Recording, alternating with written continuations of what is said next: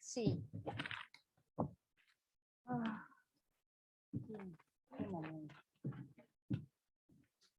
Sí, para que no sabemos en qué lugar nos ponemos.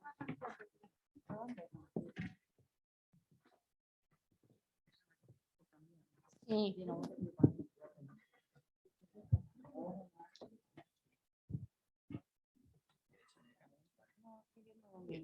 Aquí se le da bien la luz, está bien.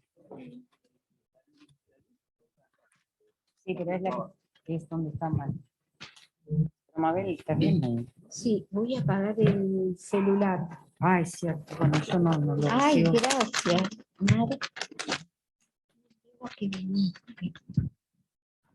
Bueno, buenas noches. Estamos en zona liberal. No sé. Bienvenidos, nos complace, bueno, la presentación de este libro. En realidad es la segunda en lo que va del año, la reapertura de esta sala, el auditorio de la Alianza Francesa. Así que, bueno, es un placer volver a funcionar de manera presencial. Y bueno, hoy nos convoca la presentación del Segundo Sexo en el Río de la Plata, editado por Marea, en una compilación de Mabel Bellucci y Mariana Smaldone, así que un placer volver a presentar a esta autora clásica siempre vigente en esta nueva reedición con ensayos y notas de escritoras, periodistas, feministas y gente muy reconocida que trata el tema. Y bueno, una pequeña introducción, quiero cederle la palabra a Vincent Villeray, consejero de Asuntos Sociales de la Embajada de Francia y corresponsal de género. Muchas gracias. Muchas gracias, María Concepción. Bueno, buenas tardes a todas y todos.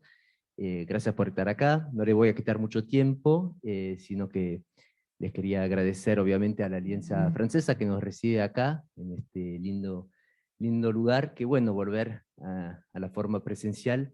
Yo me acuerdo del último evento que hicimos acá sobre temas de deporte y género, hace unos 2 años, y bueno, después de tanto tiempo tan difíciles, está bueno volver acá de forma presencial. Bueno, muchas gracias a la Alianza Francesa, muchas gracias también al Instituto Francés, a Mateo en particular, que nos ayudó en la organización, me parece, de este encuentro.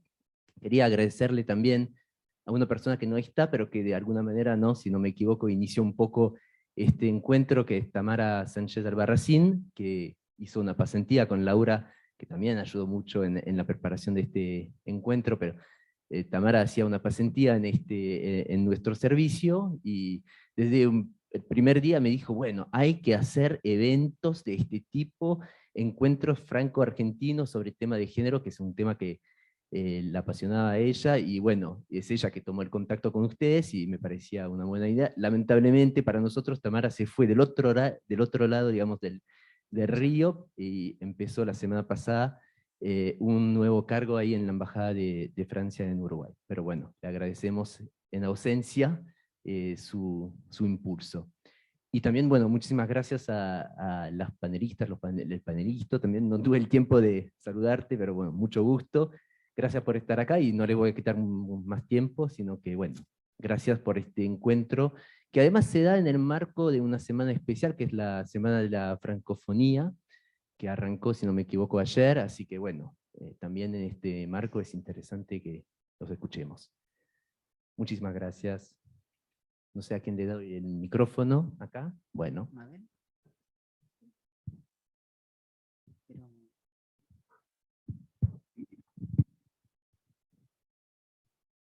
Bueno, buenas noches o buenas tardes, no sé bien. Muchísimas gracias por estar acá. Para nosotras y nosotres es muy importante esta actividad. Y bueno, voy a hacer algo formal y voy primero a hacer unas dedicatorias como corresponde, porque siempre toda actividad cultural se hace en colectivo. Entonces merece ser reconocidas las personas que intervinieron.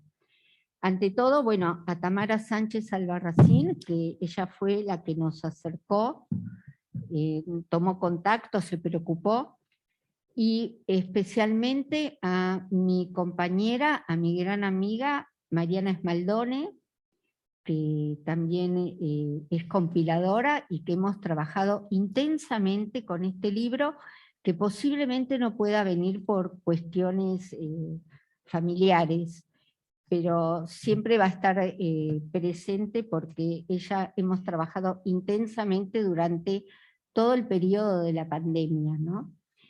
También quiero dedicarle un agradecimiento enorme a la editorial Marea.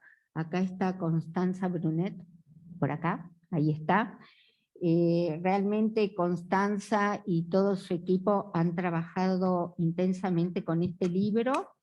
Bueno, a Mateo, que Mateo nos abrió todo el camino, a Berenice, a Mayé Castillón. Ay, disculpen, no tengo un buen francés, así que voy a hablar.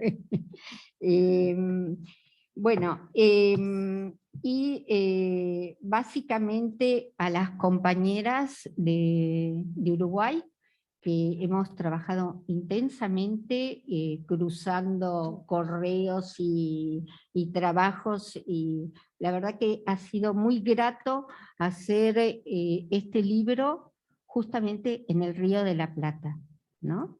Con Buenos Aires y Montevideo. Y un agradecimiento enorme a Omar, que es un gran intelectual y profesor, pero además es un gran amigo realmente.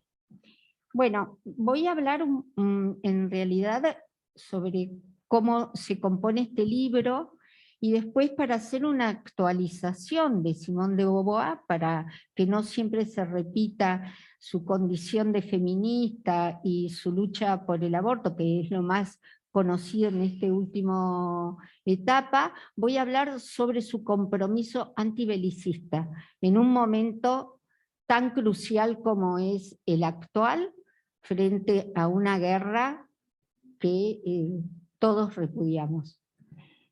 Pocos libros y personajes disponen, ¿así se escucha bien? ¿Más? Ahí está. De ser guía de numerosas generaciones, como es El segundo sexo y su autora Simone de Beauvoir. Aún más, esos 2 tomos publicados en 1949 persisten en interpelar sin pausa hasta la actualidad y preservan un poder libertario que todavía se ejerce sobre millones de lectoras y lectores. Desde su aparición provocó amores, pasiones, omisiones y también odios irreconciliables. Para conmemorar los 50 años de su aparición, se reunió en París del 19 al 23 de enero de 1999 un coloquio internacional auspiciado por la UNESCO y el Ministerio de Cultura de Francia, y contó con la coordinación de la escritora y teórica Christine Delphi y la historiadora del movimiento feminista Sylvie Chaperon. Esta conferencia estuvo compuesta por académicos, investigadores, escritores, escritoras, activistas feministas, de las disidencias sexuales, de las izquierdas de Europa, Estados Unidos, Canadá, América Latina y el Caribe, Europa del Este, Senegal, Nigeria, Japón, Irán. Sin embargo, este no fue el único celebratorio que hubo de esta autora, y a la vez un rescate crítico de esta gran obra. En Buenos Aires, el 11 de junio de 1999, se constituyó un homenaje para recuperar lecturas y recuerdos sobre Simone de Beauvoir. Para ello se usó el salón de la Biblioteca Popular José Ingenieros, conocida como Biblioteca Anarquista, en el histórico barrio de Villa Crespo. Se llamó Jornadas de Simone de Beauvoir. Las propulsoras del festejo fueron la Comisión por el Derecho al Aborto, con su adalid indiscutida Dora Koledesky, junto al colectivo anarquista Mujeres Libres. Ambos frentes funcionaban como organizaciones autónomas financiadas con el aporte de sus propias integrantes. Mujeres Libres desplegó una bandera lila, color emblemático de las feministas, pintada con una A grande en negro, ícono de las movidas ácratas, que de tan grande permitía salir de adentro un cuerpo de mujer estirando los brazos a punto de romper cadenas. mientras que la otra punta del salón lo ocupaba la Comisión por el Derecho al Aborto, con una bandera de un rojo resplandeciente con letras en negro que inscribía los lemas claves heredados del feminismo abortero italiano: anticonceptivos para no abortar, aborto legal para no morir. Poco tiempo después, el 5 y 6 de agosto de 1999, se realizaron las jornadas en homenaje a Simone de Beauvoir en el cincuentenario del segundo sexo, organizado por el Instituto Interdisciplinario de Estudios de Género en la Facultad de Filosofía y Letras de la Universidad de Buenos Aires. La invitación a participar hablaba de la importancia de reflexionar sobre la obra completa de Simone, así como sobre las repercusiones de sus ideas y prácticas en los medios intelectuales feministas y de izquierda. Lamentablemente, por razones económicas, todas las ponencias presentadas no llegaron a constituir un libro como las organizadoras habían pensado. Por lo tanto, estuvieron más de 20 años sin publicar. Gracias al empeño de la doctora Nora Domínguez, nos permitió tomar contacto con ese material guardado. Mariana Esmaldón y yo, como compiladoras, decidimos asumir la ardua tarea de recuperar la mayor cantidad de textos reunidos para aquella ocasión. De allí que el segundo sexo en el Río de la Plata aparece un número importante de las ponencias que constituyeron ese encuentro y que forman la primera parte del libro. El 7 de octubre de 2019 se organizó la mesa en homenaje a Simone de Beauvoir a los 70 años del segundo sexo en el marco de las jornadas académicas de la Facultad de Humanidades de la Universidad de la República Uruguay. Este evento constituye la segunda parte de esta obra. La organización estuvo a cargo de la historiadora feminista Graciela Saprissa y de la antropóloga feminista Susana Rostañol. En esa instancia, las contribuciones de docentes y estudiantes conformaron una vez más el impacto y la vigencia de los contenidos del segundo sexo, aún después de tantos años transcurridos de su primera publicación. La materia prima de la que nos valimos, Mariana y yo, para componer este ensayo de historia de las ideas, fue armándose desde los testimonios de compañeras feministas y de las disidencias sexuales hasta revistas, programas, correspondencias, una serie de ponencias académicas, ensayos, artículos periodísticos y folletos. Así percibíamos que estábamos frente a un trabajo intenso de recopilación, revisión y catalogación de materiales producidos desde fines de la década de los 90 en adelante. Sin duda, un libro, y sobre todo este libro, siempre es el resultado de un quehacer colectivo. Cuando en 1970 se editó La Hermandad es Poderosa en New York, quien fue su compiladora, Robin Morgan, lanzó una profecía: este libro es una acción. Por eso, el segundo sexo, en el Río de la Plata, intentó recuperar genealogías en las que nos sentimos interpeladas como feministas queer, antirracistas, anticapitalistas y anticoloniales. En nuestro continente, la ruptura institucional impidió construir una descendencia de los activismos feministas como de otros recorridos militantes políticos. Pese a ello, el segundo sexo se inserta dentro de una genealogía feminista que define a la producción de textos como un modo de intervención política activa. Es volver la mirada al acto político y teórico de nuestras antecesoras que no se imaginaron la trascendencia que tendrían sus estrategias a futuro. Seguramente este habrá sido el caso de Simone. Creo no equivocarme que ella no escribió para un futuro, escribió para un presente. Está en nuestra voluntad y en el compromiso que se rastree esas marcas y pisadas. En consecuencia, el trabajo de la memoria no se agota en recapitular los recuerdos, requiere de una interpelación para que emerja a la superficie una multiplicidad de tonalidades. Por último, desearía extenderme en torno a algunas posiciones de nuestra autora que fueron poco analizadas o mantenidas en la sombra en relación a la significativa participación en la vida política de su época y a su compromiso antibelicista. Simone era una marxista a tiempo completo. Luchaba contra el capitalismo, el imperialismo, el militarismo, el autoritarismo y el colonialismo. Hay tantas Simonas como quisiéramos encontrar, pero es este perfil que se tiende a desconocer.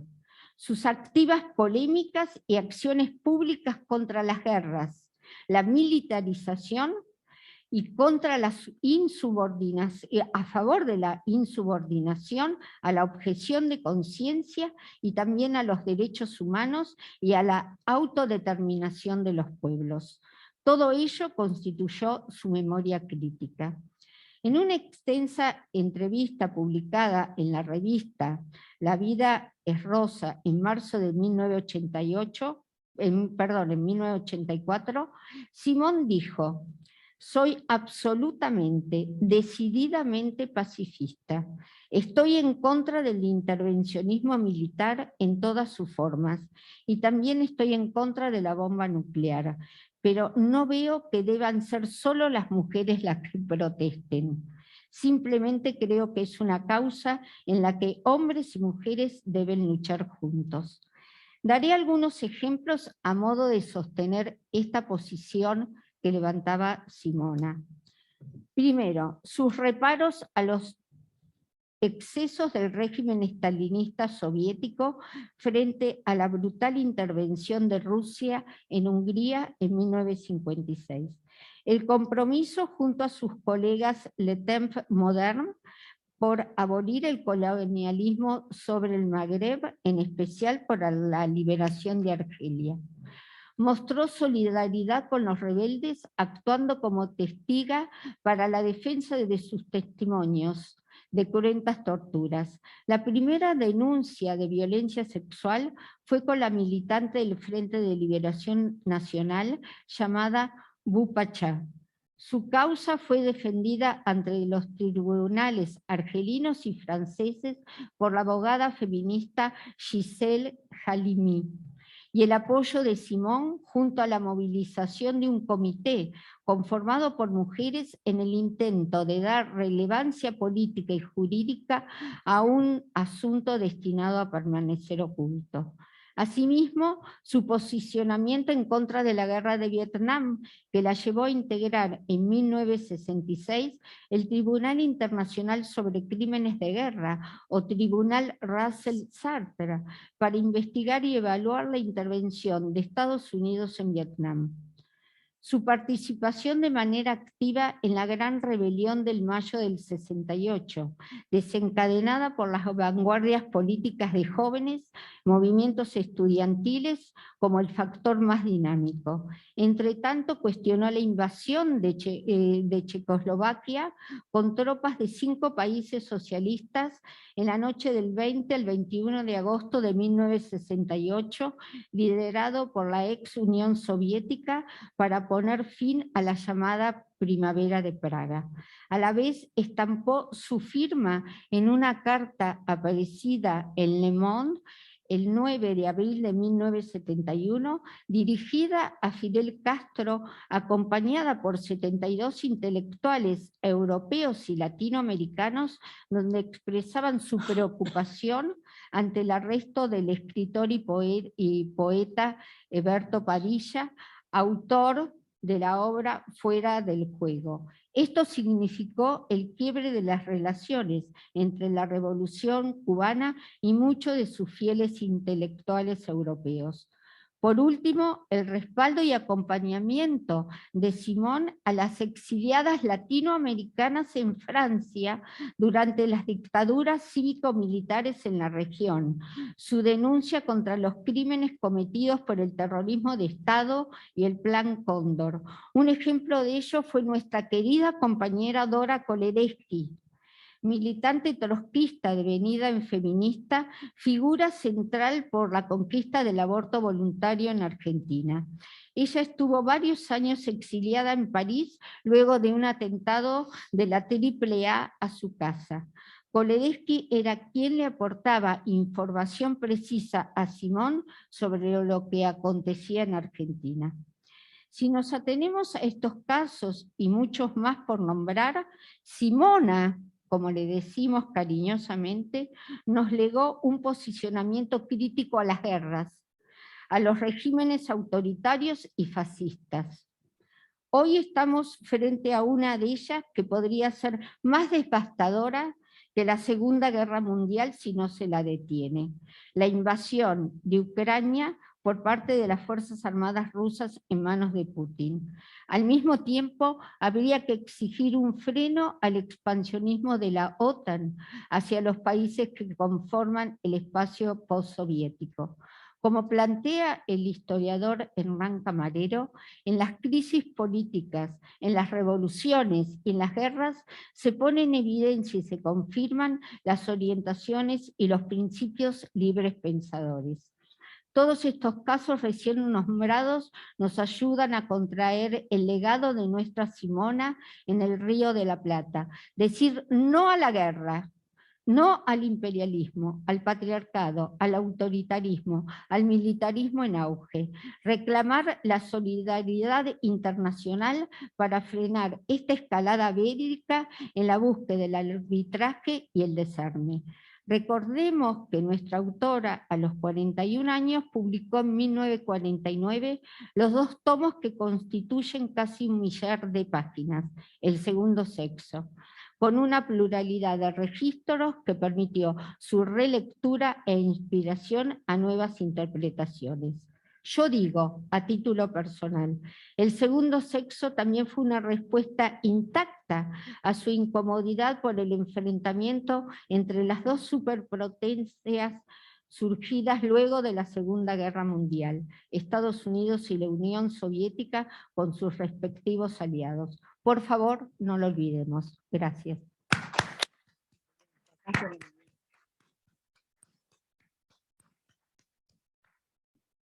Yo tengo que activar el micrófono. ¿No? ¿Ya está? Bueno, me voy a acercar también el... ¿Se escucha bien? Bueno, buenas tardes. Mis agradecimientos no van a ser tan extensos, porque tengo que agradecer en primer lugar a Mabel, que fue la idea de hacer, después de los 50 años de la publicación de Segundo Sexo, los 70 años, que fue en el año 19. Parece una cosa o muy lejana o muy cercana, porque estamos festejando poder vernos a las caras y estar aún con estas viseras vocales, ¿no? Con estos tapabocas. Nosotros ahora tenemos el privilegio, nosotres, tenemos el privilegio de no usarlos porque estamos hablando. Pero la verdad que es todo un acontecimiento y me adhiero, digamos, a esta alegría del encuentro, con la excusa de la francofonía y demás. Sí, le agradezco a Mabel, a Mariana Maldone, que ahora no está. ¡Ay, Mariana, parate, Mariana, por favor! Vení. Vení. Trabajadora como no puede ser. ¿Estás con el bebé? ¿Estás con tu bebé? Ah, está. Ah, bien, bueno, me alegro muchísimo de reencontrarte. En aquellas jornadas del año 19, que parecen, ya digo, parecen muy lejanas porque estos tiempos de la pandemia han sido como chicles, ¿no? Es decir, no sabemos si estamos parados en un lado o en otro, pero bueno. Y agradezco también particularmente a la Embajada de Francia que ha hecho posible mi viaje a Buenos Aires. Y a Mabel otra vez porque me aloja a su casa. Entonces, bueno, si me olvido de algún agradecimiento, ustedes sabrán perdonar. Mi tema es como enfocarlo entre las dificultades del legado, de 2 legados, digamos así, el legado feminista y el legado de izquierdas o de socialistas, digamos así, que muchas veces yo lo he mencionado como retomando la idea de una feminista, de una de las feministas históricas, como Hartman, que habla del infeliz matrimonio entre la izquierda y el feminismo, o últimamente la publicación de una feminista uruguaya, Ana Laura de Giorgi, que habla del amor no correspondido, ¿no? Porque las feministas insistimos en querer ser de izquierdas, pero la izquierda no nos quiere mucho.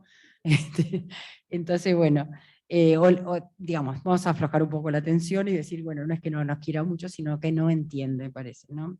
Entonces, me voy a referir justamente a esos episodios, centrándolos en los años 60, 70, porque fui a recabar justamente con esta pregunta de si siempre ha sido así, cómo fue a principios de siglo con las feministas, las sufragistas y los socialistas, cómo ha sido en los años 40, cómo ha sido en los años 70 y 60 y 70.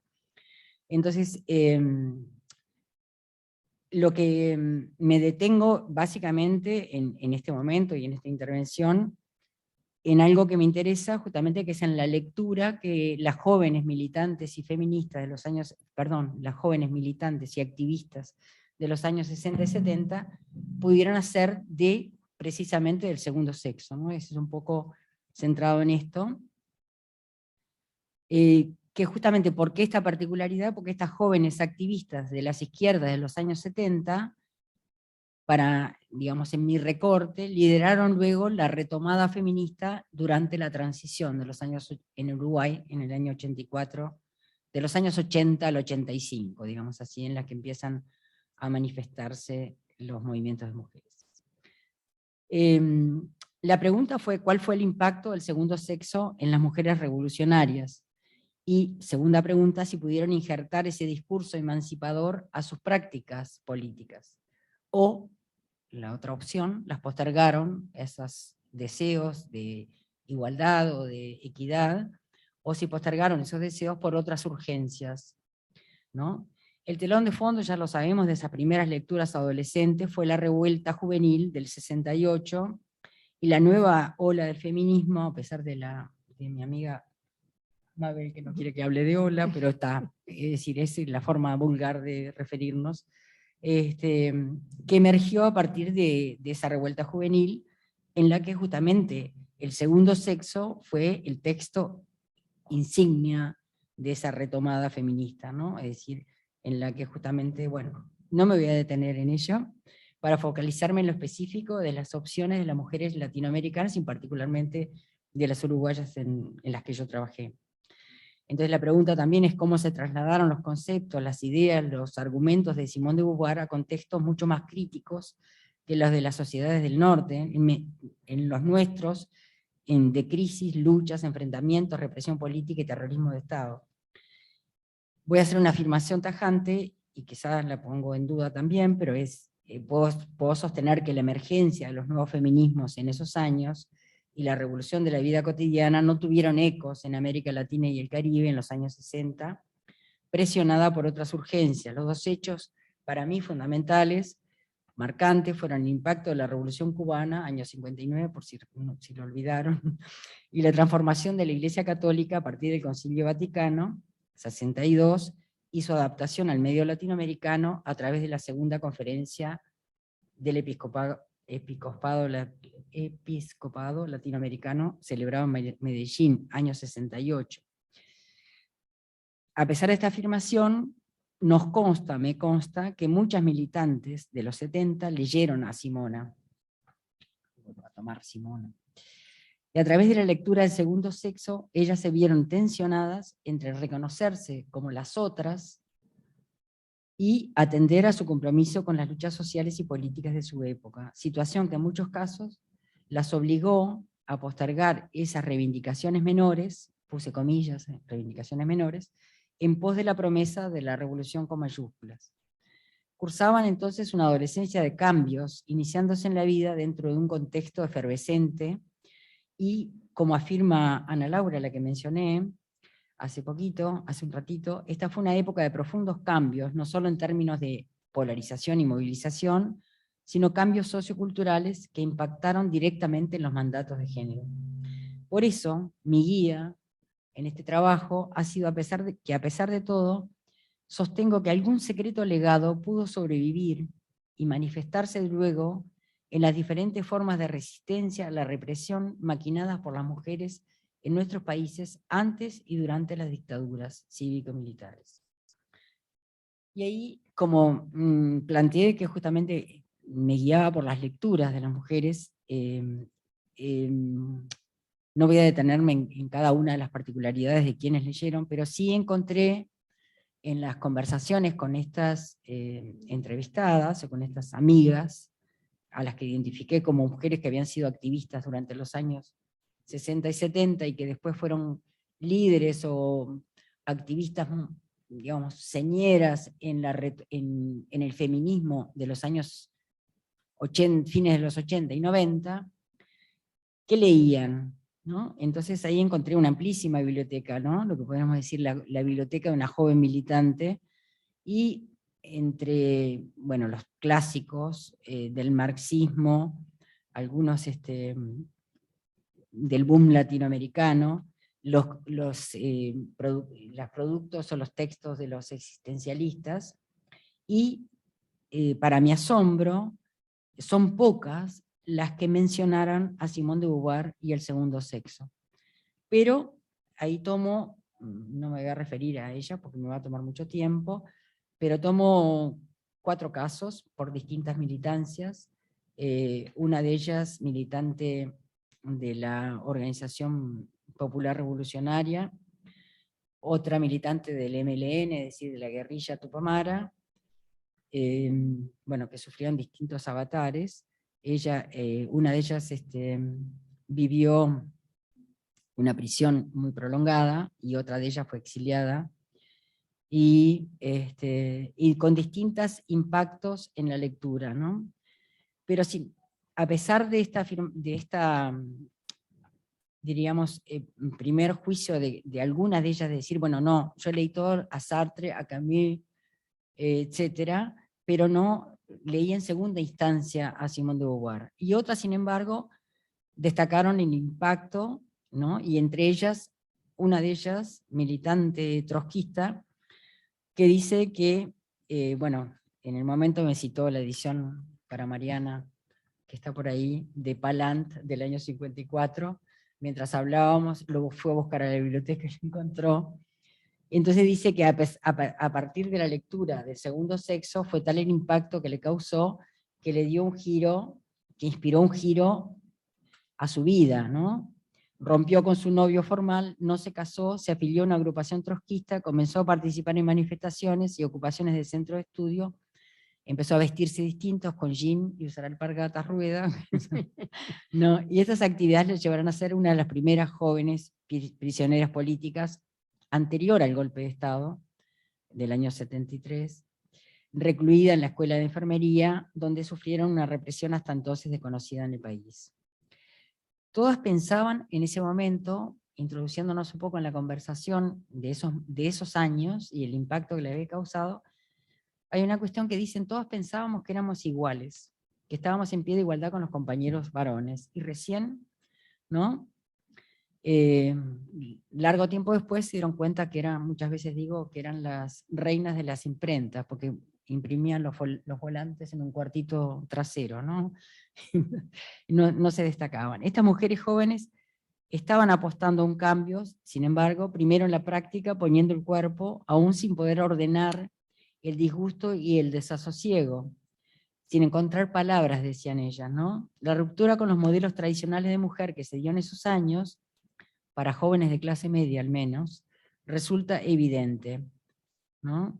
Pero, como dice una de ellas, Lilian, militante anarquista al comienzo, después del Partido por la Victoria del Pueblo, que fue presa, exiliada, secuestrada, vuelta a ser prisionera, dice, para la militancia del 68, la de la imaginación al poder y la del prohibido prohibir, o seamos realistas, pidamos lo imposible, la revolución no pasa por cuestionamientos más radicales en la transformación de las y los sujetos.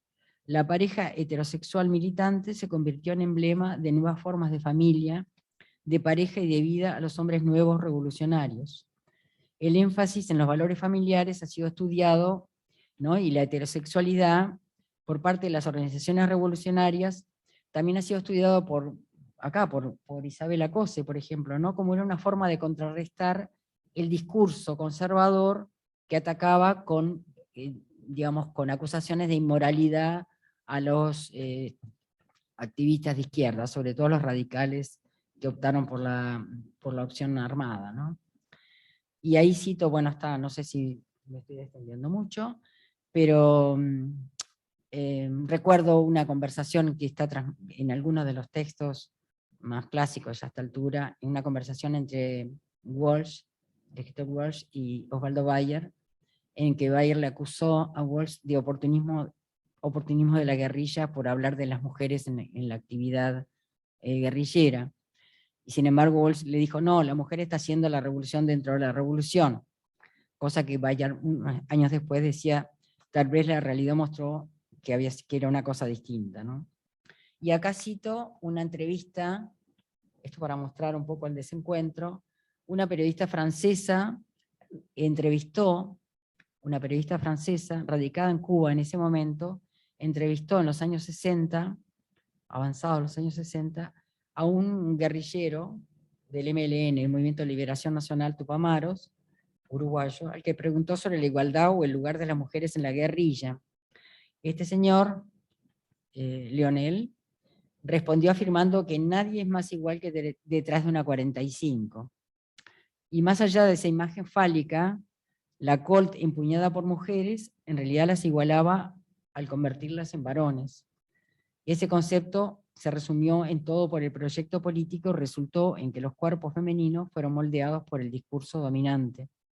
En lo que la chilena de Almera El Tit decía que los cuerpos de las mujeres se hacían idénticos al de los hombres.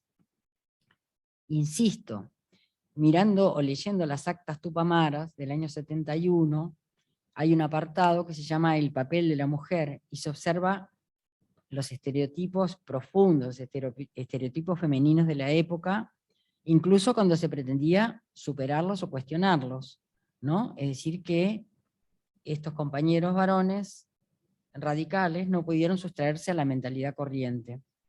El desencuentro entre los militantes varones y las mujeres, la rigidez de los aparatos políticos, la verticalidad de las organizaciones armadas, todo se sumó para no dejar espacio para otros planteos.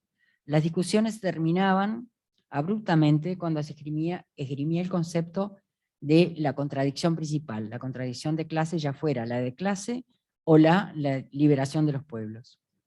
Los militantes políticos de izquierda vivían en esta toma de conciencia feminista como algo altamente peligroso, dice la autora de un libro que se publicó en París en el año 77, que se llamó Tupamaras, en la que fue acusada, no se tradujo nunca al español, en la que fue acusada de traición o de traidora, y ella dice, éramos como las brujas de la película, ¿no? Porque fue decir, el hecho de rescatar o de quejarse o presentar una demanda, digamos así, igualitaria en momentos de, bueno, de mucha tensión, ¿no? Pero bueno, aún también, digamos, esto es como un vaivén, ¿no? Porque digamos, lo que veo es que aún detrás de ese, digamos, recuerdan que había dicho que todas se sentían iguales, ¿no? Y después descubrieron que no eran iguales, pero creo que aún detrás de ese mito de la igualdad, incluso respaldándose en él para impulsarse, también sin cuestionarlo, se procesaban profundas transformaciones, ¿no? La militancia, una de ellas dice, la militancia política, especialmente la que se da en las organizaciones armadas, fue para esa generación un modo de apropiación de su tiempo y produjo una afirmación subjetiva radicalmente distinta de la de generaciones anteriores. Bueno, lo que presenté es el resultado de mis conversaciones, mis interacciones con mujeres a las que busqué expresamente por haber pertenecido a organizaciones de izquierda y ser iniciadoras de grupos de mujeres o feministas durante la transición de la dictadura a la democracia entre los años 83 y 86. Las consulté para orientar mi interrogante acerca de cuánto influyeron las lecturas adolescentes al inicio de sus prácticas revolucionarias y si éstas se mantuvieron en reserva para aflorar en conciencia feminista después de esos largos años de experiencias dolorosas, de prisiones, exilios y pérdidas, y cuánto contribuyó el terrorismo de Estado y la represión para impulsar o fomentar la participación política de mujeres y brindar un escenario propicio para el desarrollo de esta segunda retomada del feminismo. Y muchas gracias.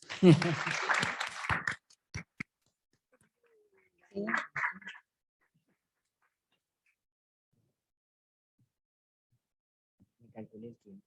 Tuve 15 minutos. No, 16. Bueno, empiezo. Sí, bueno, buenas tardes. Gracias a Mabel por la invitación y a ustedes por estar, ¿no? Por participar de esta actividad.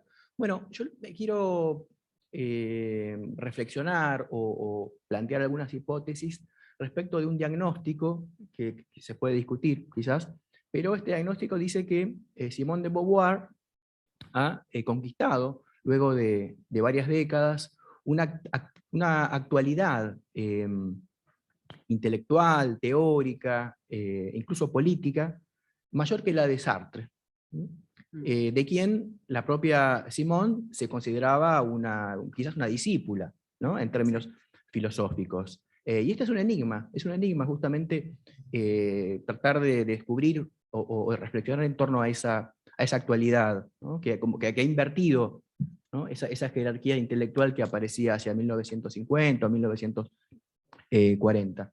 Y yo creo que la clave que les quiero proponer, y que en buena medida deriva de algunas cuestiones que están presentes en el libro, en la polifonía, ¿no? Este libro es un archipiélago que no solo incorpora voces de los dos lados del Río de la Plata, sino también hay algunas autoras de México y de España, ¿no? Y la clave que les quiero proponer transita de un pasaje, diría, entre la filosofía y particularmente la fenomenología y la historia, ¿no? Ahí hay un tránsito, ahí hay un puente que recorre el pensamiento de Simone de Beauvoir, que está presente ya en el segundo sexo, y es el hilo conductor que quisiera compartir con ustedes para tratar de explicar este enigma. La primera cuestión que podría quizás señalar es, bueno, ¿qué significa esta fenomenología de la cual el existencialismo francés, ¿no? Y particularmente el sartreano, constituyen una extensión, ¿no? Una elaboración particular? La fenomenología fue una escuela, una variante de la filosofía asociada al filósofo alemán Edmund Husserl. Ubiquen la obra de Husserl hacia el 1900, o el inicio, ¿no? de la propuesta fenomenológica, que reacciona a un clima epocal dominado por el positivismo, es decir, una epistemología y una filosofía que enfatiza la dimensión objetivista de la vida social, una explicación por leyes de los acontecimientos y de los procesos sociales, que justamente a partir de una clave naturalista elimina la dimensión del sujeto y de la subjetividad, ¿no? Esa es la aspiración cientificista del positivismo hacia el 1900, y justamente lo que la fenomenología en Husserl intenta es recuperar la actividad, ¿no? El sujeto activo y consciente, ya no disuelto en leyes inconscientes y anónimas, a partir de la postulación de una operación de una conciencia, ¿no? que se dirige hacia las cosas para describirlas con la mayor precisión posible, pero realizando una operación que Husserl la toma del griego, el término griego epogé, que sería pues, poner en paréntesis al mundo justamente para captar, ¿no? ese movimiento de la conciencia pura que se dirige intencionalmente hacia los objetos de la realidad, proveyendo entonces un principio apodíctico o verdadero, cierto, radicalmente cierto, de un conocimiento basado en el sujeto, ¿no? Invirtiendo entonces a el positivismo. Ahora, la fenomenología va a tener una dificultad, ¿no? que ya va a aparecer en las primeras críticas incluso de discípulos del propio Husserl, como Martin Heidegger, a propósito de la dificultad de esta puesta entre paréntesis del mundo, ¿no? En principio, en los términos heideggerianos, en la medida en que los sujetos hablan, ya participan, y puesto que el lenguaje no es una producción individual, ¿no? subjetiva, particular, sino que pertenece a un horizonte de lenguaje y de cultura, históricamente dados, esa puesta entre paréntesis del mundo es digamos, conduce a un fracaso, ¿no? al proyecto fenomenológico, y ahí, bueno, ahí sigue una línea del existencialismo heideggeriano, de la cual Sartre constituye una de sus lecturas, pero en el caso sartreano, el cartesianismo, esta idea de que digamos, la materia pensante, que se basa en el yo, ¿no? Que alcanza, que conquista una certidumbre. En Descartes era, bueno, el yo pienso, entonces si pienso, existo de alguna manera, ¿no? Eso es algo de lo cual no puedo dudar, que para pensar tengo que existir. El problema va a ser cómo digamos, de esa certidumbre subjetiva, conquistada por la fenomenología, se transita hacia la realidad o hacia la historia. Porque digamos, en la historia aparecen no solo otros sujetos, sino acontecimientos, fenómenos que escapan, ¿no? a la subjetividad, y este va a ser el gran desafío del pensamiento sartreano, que va a intentar ser resuelto en una obra gigantesca de 1960, La crítica de la razón dialéctica, que va a fracasar como proyecto, ¿no? Pasar justamente de la conciencia a la historia.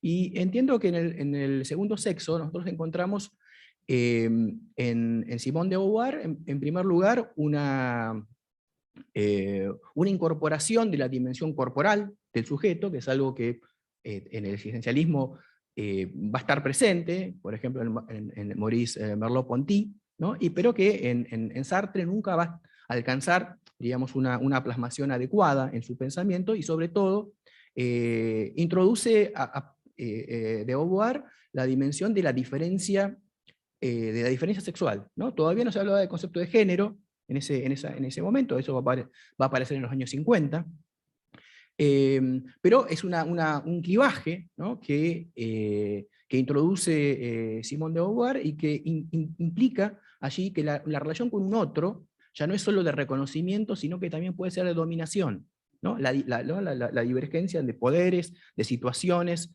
históricamente construidas. Y este es un elemento muy interesante que introduce una suerte de sesgo o corte en los problemas de la fenomenología existencialista, y que luego va a ser desarrollada por otras pensadoras y pensadores, particularmente desde el ámbito del feminismo, que van a retomar elementos, ¿no? del segundo sexo. Y eso es lo más interesante, digamos, que el segundo sexo no es solo un conjunto de discursos que se desarrollan en una coherencia teórica, sino que habilita por sus aperturas relecturas posteriores, ¿no? que van a recuperar aspectos que están quizás no del todo desarrollados en el planteo de 1949, pero que van a permitir a otras hacer cosas con eso, ¿no? hacer con esos textos, con esas ideas, con esas concepciones. Porque en el caso del segundo sexo no aparece solo no es un solo aspecto de la realidad, de la experiencia de las mujeres la que está aquí en juego, ¿no? Me parece que ahí podríamos pensar más bien que hay una suerte de anticipación de lo que luego, a partir de los trabajos de una feminista, Kimberly Crenshaw, se va a llamar la interseccionalidad, ¿no? Que está muy presente en nuestros lenguajes. Y ahí, sin embargo, lo que es muy relevante en el segundo sexo es que no es una mera lista, digamos, de aspectos de la dominación sexual o de clase o racial u otras, ¿no? Sino que hay un trabajo de, yo diría jerarquización, pero un análisis más sofisticado, ¿no? Uno podría, supongo que ustedes leyeron el libro de Agatha Christie, Asesinato en el Expreso, Oriente Express, ¿no? Es alguna película reciente, ¿no? Sí, Con Johnny Depp. Eso no lo vi. Bueno, la historia básicamente es, bueno, es el Oriente Express, ¿no? Que viaja de Estambul a París, y ahí ocurre un asesinato, hay una muerte. Les spoileo el libro si no lo leyeron. Bueno, la historia es que todo el pasaje asesinó al muerto, ¿no? A la víctima. Bueno, porque había cometido unos crímenes terribles, ¿no? Y estaba escapando, y del pueblo que había sido, donde habían ocurrido esas esas muertes, lo persiguen y lo asesinan, ¿no? Pero ahí el problema para las ciencias sociales o para la investigación no es encontrar una diversidad de aspectos o causas de algo que ha ocurrido, sino también establecer cuáles son las contribuciones relativas de distintos aspectos, ¿no? ¿Qué hay de la clase social? ¿Qué hay de la dominación sexual? ¿Qué hay de la dominación racial? Etcétera, ¿no? Y me parece que en ese sentido el texto de Simone de Beauvoir es muy interesante y buena parte de los trabajos, creo, de lectura que reúne este trabajo de Mariana y Mabel, captan, ¿no? Y desarrollan ese carácter, esa dimensión significativa, ¿no? Del segundo sexo.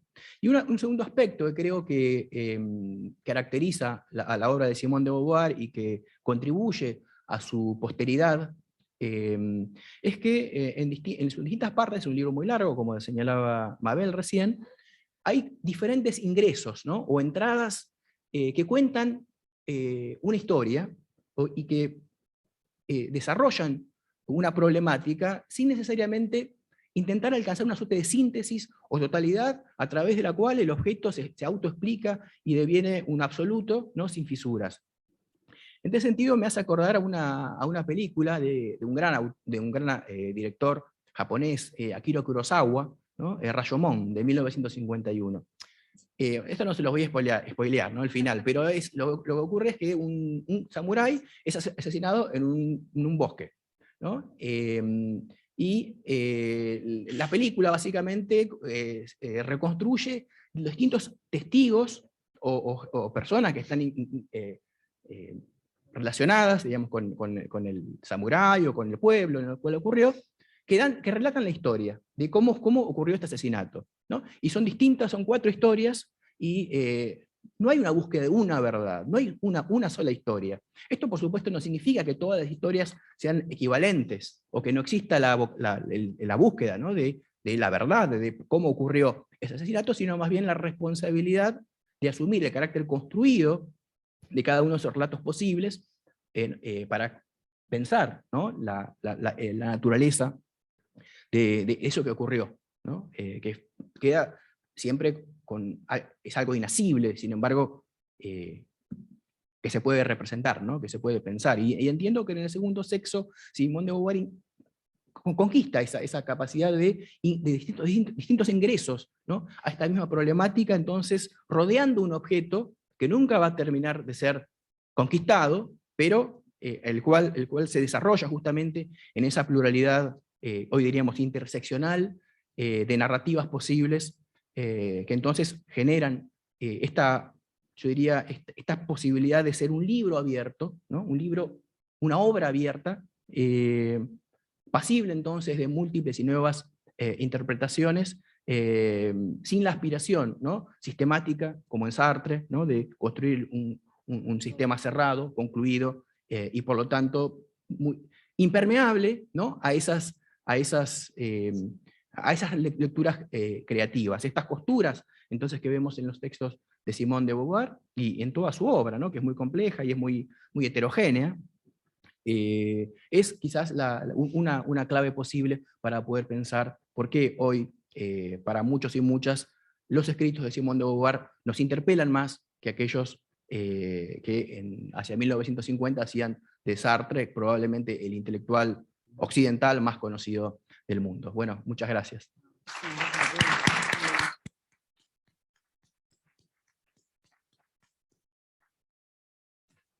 Siempre aprendo contigo, Omar. Está bien. ¿Es posible que nos saquen unas fotos? Ay, ya nos sacaron como 80, ya nos ¿Sí? sacaron muchísimo. Ah, ¿sí? De acá no vimos nada. Yo, apurada por el tiempo, como ustedes nos acompañaron con los aplausos, apurada con el tiempo no di el remate porque me dispersaba bastante, pero quiero decirles que esto de lo que yo hablé, que se remontaba a 40 años atrás, y las dificultades de la relación, se produjo, digamos, me motivó la investigación y todo lo demás, en un seminario que dictaba yo en la facultad, no hace mucho tiempo, en que invité a varias activistas que habían estado exiliadas o presas a hacer una mesa redonda en facultad. Y para mi asombro, hubo una reacción muy agresiva de los estudiantes, no digo sino los estudiantes, porque fueron específicamente varones, militantes, que fueron muy agresivos con las panelistas. Y estamos hablando de una de ellas, 12 años presa política, otras 5 por distintos partidos, es decir, incluso que a mí me generaban enorme respeto. Y eso digamos, bueno, permitió una explicación, una explicitación de muchas posiciones de las mujeres. Pero me quedó esta frase, ¿no? El chico, uno de los chicos, que era un militante muy activo en las asambleas estudiantiles, lo largó así, como un reproche. Ustedes se hicieron feministas porque les fracasó la revolución, ¿no? Entonces, y bueno, justamente, ¿no? Como una vía. Entonces a mí todo este tipo de intervenciones en general me generan muchas dudas, ¿no? Me plantean nuevas interrogantes para nuevas investigaciones. Entonces me planteo actualmente con esta retomada feminista o esta marejada, tsunami feminista, ¿no? Me planteo si de alguna forma está ocupando, no voy a decir reemplazando, pero ocupando un espacio. Esa era la pregunta, como verán, es un bombardeo de preguntas, ¿no? Como que si no están ocupando el espacio de de esa mítica búsqueda de lo perfecto, o de esa revolución con mayúscula que no se cuajó, o que fracasó, o nos desilusionó, o como dijo este chico, ¿no? Le fracasó la revolución, ¿no? Ese era mi fin, pero y ahora lo retomé, abuso de sus tiempos.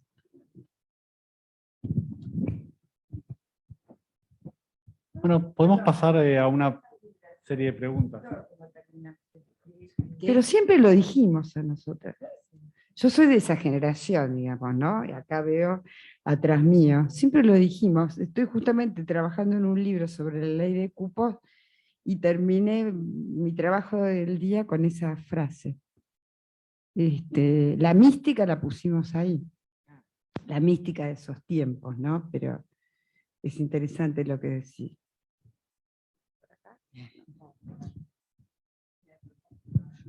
¿Alguna pregunta, un comentario? Quizás algún panelista quiere agregar algo. Bueno, muchísimas gracias por las presentaciones. Por ahí tenía una pregunta, medio curiosidad, digamos, personal, pero bueno, ya pasaron 70 años desde que salió El Segundo Sexo, de verdad que sigue vigente por todo lo que dijeron ustedes, pero si les pregunto si hay un libro, digamos, un poco más reciente, porque si bien hay muchas cuestiones en El Segundo Sexo, también hay cuestiones que no están tan presentes, digamos, en el libro, ¿no? La cuestión de la diversidad sexual, de la homosexualidad, incluso la homosexualidad.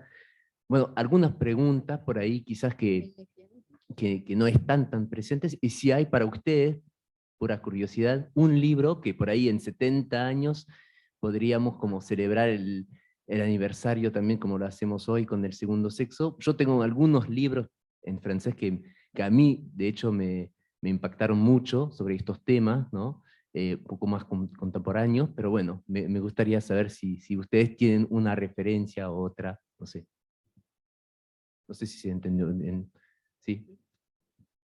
Uno comparable. No digo algo comparable, digamos, pero algún libro que podría tener este tipo de impacto en las generaciones actuales o tendríamos que tener la visión de 70 años para adelante y saber cuál va a ser el libro que va a ser retomado. Pero, no sé, yo bocona nomás lo hablo, es decir, pero lo que decía tanto Omar como Mabel, ¿no? Que si Mabel decía, hay tantas Simonas como lectoras. Y lo que decía Omar es que la virtud del Segundo Sexo es haber estado, ser una obra que no pretendió ser una suma, como, cual, digamos, o ese espíritu cartesiano de tener, ¿no? En Sartre la explicación del todo, digamos, ¿no? esa cosa del erizo, ¿no? Había una imagen, ¿no? Del zorro y el erizo de un filósofo alemán, creo. Pero, digamos, como que oponían, ¿no? Uno que olfatea y va por ahí disperso y yo qué sé cuánto, y el erizo que trata de construir todo. Y lo que parecería bueno, no quiero insultar a Simón, que sería una zorra, pero que también trató el lesbianismo, ¿no? Es decir, ella menciona las lesbianas. Ah, no sé, por curiosidad, Omar, vos uniste lo de la interseccionalidad, es decir, como el retomar la lectura de Simón, es decir, para criticarla muchas veces, ¿no? Porque es decir, hay uno de los capítulos que lo hace una joven filósofa uruguaya, que se llama Karen Wild, o Wild, y ella habla de la mala cita, es decir, que justamente dice que Butler retoma, su artículo es muy interesante, y ella después cuando lo desarrolla más en su cabeza, que es muy interesante, dice eso, ¿no? Como que aún siendo una mala cita, es una cita. Es decir, la base de apoyo es el trabajo de Simone de Beauvoir. Y yo como historiadora pienso, y ayer lo hablábamos de mañana, lo hablábamos con Mabel, el contexto en el que produce Simone de Beauvoir. Para las francesas era una novedad votar en el año 49, habían votado el año anterior, ¿no? Entonces, es decir, que por más que Liberté, perdón, Fraternité y demás, es decir, a las francesas, mujeres francesas les costó casi medio siglo del siglo XX conquistar el voto, cosa que en otros países, entre ellos Uruguay y Brasil, lo habíamos conquistado en el año 32, ¿no? Es decir, que no es por orgullo patriótico ni latinoamericanista, pero, es decir, hay una eclosión ahí, hay una discusión en esos años que es muy interesante si uno piensa dónde estaba situada Simón en ese momento. Y Omar. No, lo que se me ocurre es que digamos, la significación de este libro, ¿no? El de Beauvoir, es a posteriori, ¿no?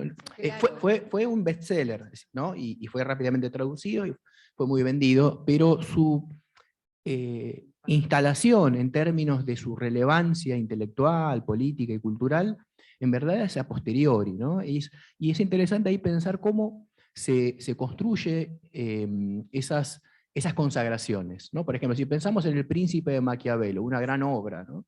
La obra en la cual comienza a tematizarse la política moderna o la autonomía de la política.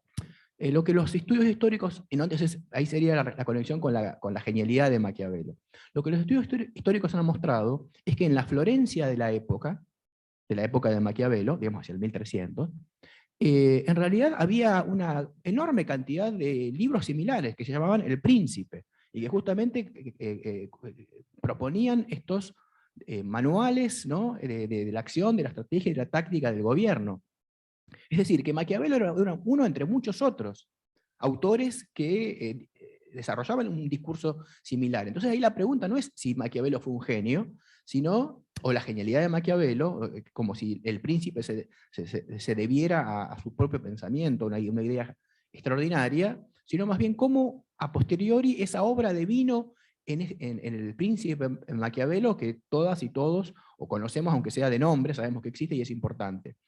Y justamente lo que yo quería mostrar es que yo creo que es el movimiento feminista y la lucha de las mujeres la que hizo que y el desarrollo teórico posterior que hizo que el segundo sexo tenga la importancia que hoy le podemos conceder, ¿no? Entonces, sería muy difícil, digamos, anticipar, ¿no? esta gran obra, sino esto se va en todo caso a relacionar o deber con qué es lo que los actores en el futuro van a hacer con lo que se está escribiendo ahora, en qué combates van a ser interpelados, dónde van a ser, cómo van a ser leídos, reinterpretados e incluso mal citados, ¿no? Para hacer cosas con esos textos. Yo quería... me parece muy interesante tu pregunta. Mira, yo tengo distintas hipótesis.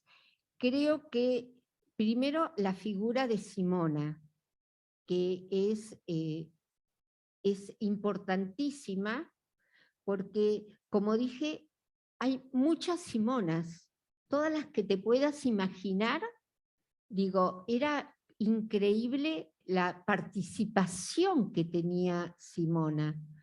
En la coyuntura, en el futuro, en pensar, y además no solamente en el movimiento feminista, sino también en las disidencias sexuales, porque fue un libro muy leído también por los movimientos que en ese momento se llamaban homosexuales, ¿no? Eso da muestra de la amplitud que tenía Simone de Beauvoir, que yo quiero en esto rescatarlo porque no solamente ella trabajaba sobre la opresión de las mujeres, sino sobre todo tipo de opresión. Esto es lo fundamental de Simona. Y bien como decía Omar, en un primer momento tuvo éxito y después fue muy repudiada Simona. Yo lo contaba, se lo contaba a Mateo, que Simona después no podía salir a cenar y hacían un chiste, lo que es para los franceses no salir a cenar. Pero no podía porque era insultada y además ella con sus propios colegas tuvo muchas discusiones, como es con el caso de Camus, es decir, les parecía imposible que saliese ese libro. Y es por recién en los años 70, es por la lucha feminista neoyorquina básicamente, que el libro toma una trascendencia casi internacional. Esto es muy importante tenerlo en cuenta, es decir, lo toman, se lo apropian, porque estaba casi, casi moribundo el libro, no era visitado, y son por eso ella, si ustedes buscan, hay una página muy interesante, que ahora no recuerdo el nombre, que es todas las entrevistas que le hicieron a Simone de Beauvoir a lo largo porque tenía muchísimas facetas Simona, ¿no? No solamente era ensayista, no solamente era filósofa, era también militante, era una militante de la calle, aunque parezca mentira, en su última etapa, ¿no? Editora, en toda, ¿no? Claro, editora. Y ella ahí, en todas esas entrevistas, su mirada está puesta con una gran gratitud a las feministas neoyorquinas. Ella había leído a Shulamit Firestone, a Kate Millett, a muchísimas escritoras feministas estadounidenses que eran académicas y que se volvieron activistas. Esto es lo interesante de los feminismos neoyorquinos, básicamente, ¿no? Entonces, creo que Simona, como bien dijimos en esta mesa, abre preguntas, ¿no? Todo el tiempo. Y de ahí es que se la interpela generacionalmente y aparte de distintas disciplinas, que es lo que viene a ser nuestro libro. Nuestro libro es totalmente interdisciplinario. Vas a encontrar respuestas, análisis, discusiones de diferentes disciplinas, y eso es lo rico que tiene el segundo sexo, que pocas veces se ha dado dentro de la literatura feminista, ¿no? Muy pocas veces que todo el tiempo se esté trabajando sobre un libro que se publicó, como bien dijo acá Graciela, en el 49, cuando en el 48 estábamos en una etapa que era pero tremenda para la humanidad, ¿no? Después de la Segunda Guerra Mundial. Y ella se aleja del gran conflicto que implicaba la Segunda Guerra Mundial y se pone a escribir este libro. Esto para mí es grandioso, por eso yo le apuesto tanto por Simona. Quizás le cuestiono muchas otras cosas, pero que haya visto con esta claridad histórica, geopolítica, de lo que significaba la subordinación, no tan solo de mujeres cis, porque después este libro es tomado por distintos otros movimientos que también están subordinados, como son las minorías sexuales. Es decir, acá, al menos en el Río de la Plata, fue muy leído también por la comunidad homosexual, por el lesbianismo. Y bueno, y faltan muchos otros grupos que también se integren a hacer una actualización de lo que quiso decir Simona en cuanto a la opresión.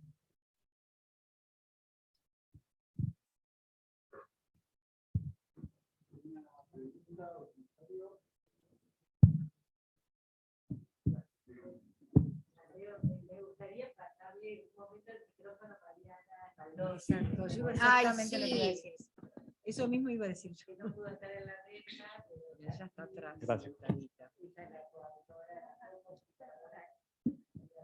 No hay autor. Bueno, hola, ¿qué tal? Buenas tardes, buenas noches. Bueno, agradecerles la presencia, el evento, y a Mabel, a Omar, a Graciela, que estuve escuchando muy atentamente y me pareció maravilloso. Y bueno, muchas gracias. Espero que si no leyeron aún el libro lo puedan leer, compartir y nos escriban para seguir intercambiando. Gracias.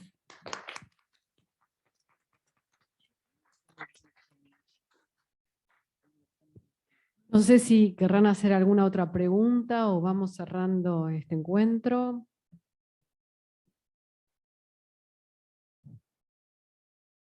Un aplauso para este maravilloso.